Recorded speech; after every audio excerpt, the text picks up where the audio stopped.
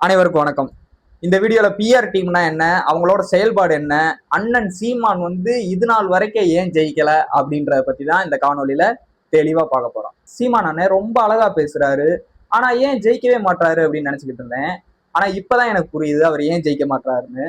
அவரை பத்தி ஒரு ஃபேக்கான வீடியோ, ஒரு அவதூறு பரப்பணும் அப்படின்ற மாதிரியான வீடியோலாம் வந்து கட் பண்ணி அதை சோசியல் மீடியால ட்ரெண்ட் பண்ணி அதை ஒரு கூட்டம் அதுதான் உண்மைன்னு சொல்லி நம்பிக்கிட்டு தெரியுது. தமிழர்கள் எது சரின்னு ஆராய்ஞ்சு பார்த்துட்டு அப்புறம் அதை நம்ப வேணாமா?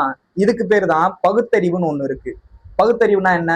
பகுத்தறிவு என்பது எது சரி தவறு என்று ஆய்ந்து அறிந்து அந்த செயலை நம்புவது, அந்த செயலை செய்வது, அதுதான் வந்து பகுத்தறிவு.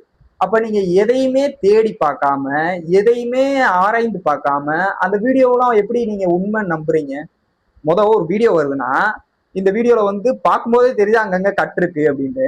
சரி, உங்களுக்கு அப்படி தெரியலனாலும் இது உண்மையா இருக்குமா, சீமான் அப்படி பேசியிருப்பாரா அப்படின்ற போய் நம்ம தான் தேடி பார்க்கணும். தேடி பார்த்து ஓகே ஆமா சீமான் வந்து இப்படித்தான் பேசியிருக்காரு, அவர் அப்படித்தான் அப்படின்றத நம்ம அப்புறம் தான் முடிவு பண்ண முடியும்.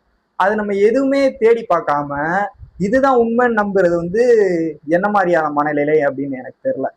டிவிகேல அனந்த் அஜித் அப்படின்னு ஒருத்தவர் இருக்கா. அப்படி அவரும் வந்து இந்த சோசியல் மீடியாஸ்ல வர்ற இந்த கட் பண்ணி அவதூறு பரப்பணும்னு போடுவாங்களே, அந்த வீடியோஸை நம்பிட்டு தான் வந்து பேசிக்கிட்டு இருக்காருன்னு நினைக்கிறேன். அனந்த் அஜித்ன்றவர் ஒரு கட்சியினால நீங்க ஒரு பேச்சாளரா போங்க, ஒரு டிபேட்டுக்கு போங்க அப்படின்னு அனுப்பி வைக்கக்கூடிய ஒரு ஆளு. அவர் போயிட்டு ஒரு சோசியல் மீடியால வர்ற அவதூறு வீடியோ எல்லாம் நம்பிட்டு அதை போய் நீங்க எப்படி நம்பிட்டு அது மேடையில தைரியமா வேற பேசுறாரு. இந்த வீடியோ பாருங்க. வந்து கிறிஸ்துவனாவோ இஸ்லாமியனாவோ இருந்தா என் தம்பி விஜய்க்கு வாக்கு போட்டுக்கோ, நீ தமிழ்நாடு மட்டும் எனக்கு வாக்கு போட்டுன்றாரு. அப்ப என் கேள்வி என்னன்னா, நீ எப்படி ஒரு கர்த்தரை கும்புறவரோ அல்லாஹ்வை கும்புறவரோ தமிழ்ல சொல்வீங்க? யார் கொடுத்த உரிமை அது? நீங்கள் கிறிஸ்தவர்கள் எனக்கு வாக்கு செலுத்தாதீர்கள், நாங்கள் இஸ்லாமியர்கள் எனக்கு வாக்கு செலுத்தாதீர்கள், நீங்கள் தமிழர்கள் என்று நினைத்தால் எனக்கு போடும். இந்த வீடியோ எப்படி கட் பண்ணிருக்காங்கன்றத ஒரு எக்ஸாம்பிளுக்காக போட்டேன்.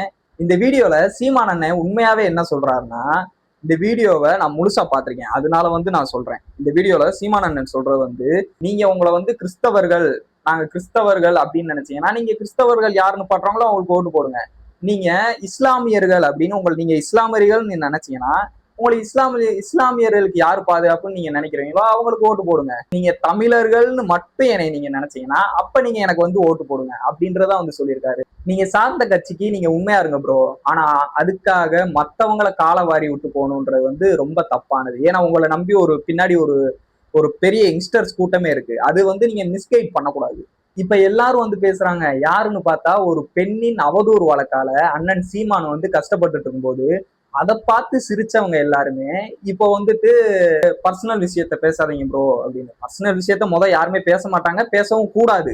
ஆனா இதை பார்த்து சிரிச்சவங்க, இதை பார்த்து ட்ரோல் பண்ணவங்க, அவங்கெல்லாம் வந்து இப்போ வந்து அரசியல்ல வந்து பர்சனல் விஷயத்த பேசக்கூடாது அப்படின்னு சொல்லும்போது அது என்ன வகையான அணுகுமுறை அப்படின்றது எனக்கு தெரியல.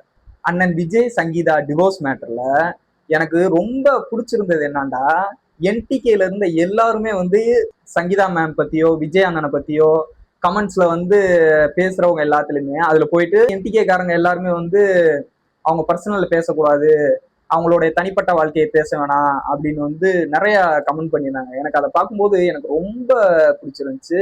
என்டிகேல வந்து ஒரு அரசியல் தெளிவுன்ற வந்து ரொம்ப அழகா இருக்கு, அது ரொம்ப பிடிச்சிருந்துச்சு. அண்ணன் சாட்டை அவர்களுக்கு நான் ஒண்ணு சொல்ல விரும்புறேன்.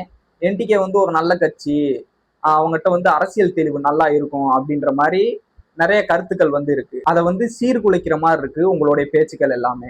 நீங்க அரசியல் கருத்துக்களோட மோதுங்க, அதை விட்டுட்டு கெட்ட வார்த்தைகள் யூஸ் பண்றதோ அதெல்லாம் வந்து வேண்டாம். நீங்க விஜய் அண்ணனோட அரசியலை பத்தி கேள்வி கேளுங்க, அது வந்து யாருக்குமே எந்த பிரச்சனையுமே கிடையாது.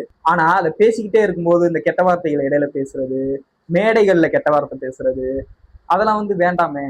அதை தவிர்த்துட்டு நீங்க பேசுனீங்கன்னா கட்சியை வந்து எப்படி முன்னாடி கொண்டு போகலாம், இன்னும் நிறைய இளைஞர்களை எப்படி சேர்க்கலாம் அப்படின்ற பத்தி நம்ம யோசிக்கலாம்.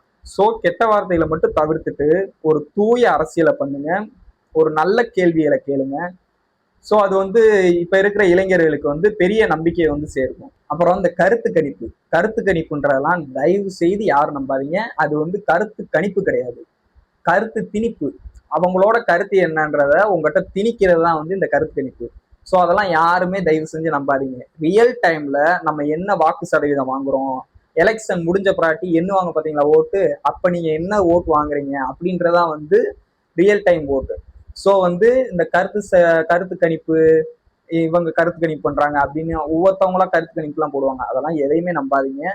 எலெக்ஷன் முடிஞ்ச பிராட்டி என்ன ஓட்டு வாங்குறோம் அப்படின்ற பொறுத்து தான் நம்மளோட வாக்கு சதவீதம். ஓகேவா? இந்த வீடியோல நிறைய இன்ஃபர்மேஷன் கொடுத்துருப்பேன்னு நினைக்கிறேன். பிடிச்சிருந்துச்சுன்னா ஒரு லைக் பண்ணிக்கோங்க, பிடிக்கலன்னு ஒன்றும் பிரச்சனை இல்லை, ஸ்கிப் பண்ணிக்கோங்க. இது வரைக்கும் இந்த வீடியோவை பொறுமையா பார்த்த எல்லாருக்கும் என்னுடைய நன்றிகள்.